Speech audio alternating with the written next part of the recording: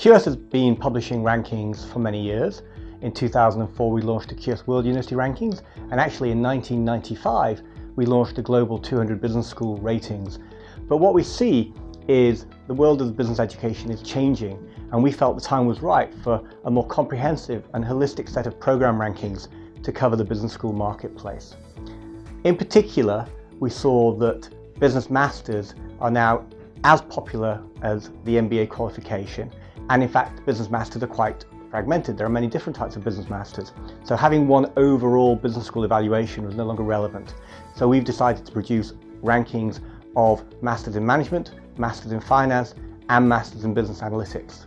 This reflects the fact that today at our events, the QS World MBA Tour and the QS World Grad School Tour, we see that there are more Masters candidates coming to those events than MBA candidates, and particularly Business Analytics and Finance and Management are the most popular subjects amongst those candidates. With regards to the full-time MBA, we decided if we're going to have program rankings for Masters, then we should have a more comprehensive ranking of full-time MBA programs as well. And so we've identified a set of criteria in conjunction with our Academic Advisory Board, which we feel provide a unique insight into the full-time MBA.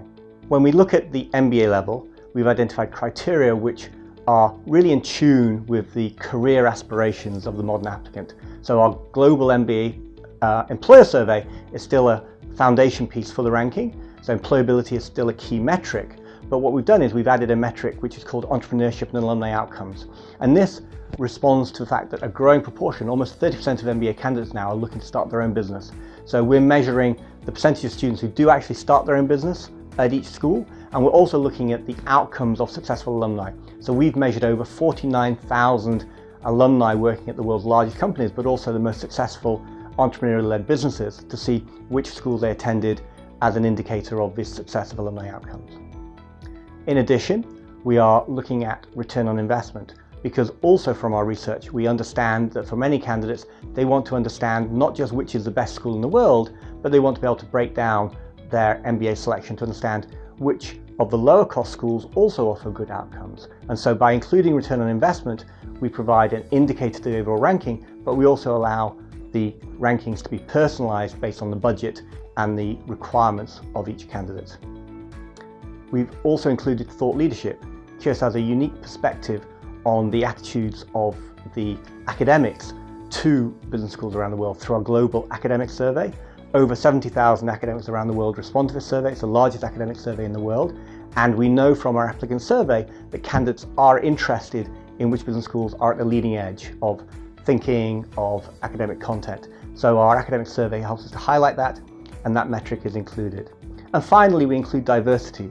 Again, we understand that for many candidates, they want a diverse classroom, they want to learn from other cultures, and so we've looked at the number of nationalities and the gender mix of schools as a further indicator. And we feel that these indicators together provide a unique perspective, which is complementary to other rankings already exist that provide different insights.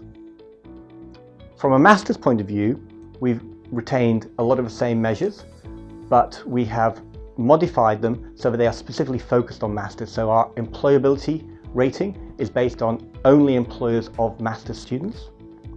In terms of our alumni outcomes, we look at the alumni outcomes for master's programs, and in terms of diversity and return on investment, we measure those based on the specific programs in question. So each ranking is adapted to the program-specific data. The QS World University Rankings is viewed by over 200 million people every year, and we now produce over 48 subject rankings covering every major discipline in the university field. These new MBA and Master's programs rankings complement that portfolio of rankings by providing a detailed insight into business education, which is the most popular postgraduate study format. So we feel that we are now providing a more complete and holistic set of rankings outcomes. They provide insight not only into the quality of education, but the international mobility benefits and specifically the career benefits of your education. Every ranking we produce has a strong focus on employability and the outcomes you can expect from your education. What sets our rankings apart is the fact that we allow people to create their own personalized rankings. So QS has a QS Rankings app available on iPhone and Android, and in that Rankings app people can access all of our rankings, including our new program rankings, and they can reweight any of the criteria to match their own personal preferences. So they create their own unique order of institutions based on those personal preferences. And that reflects our own view, which is no rankings is perfect, no rankings is the answer. The purpose of a ranking is to provide more insight and more data to help you, the candidate, make the right choice. And the more we enable you to personalize that selection, the more we feel we're doing our job well.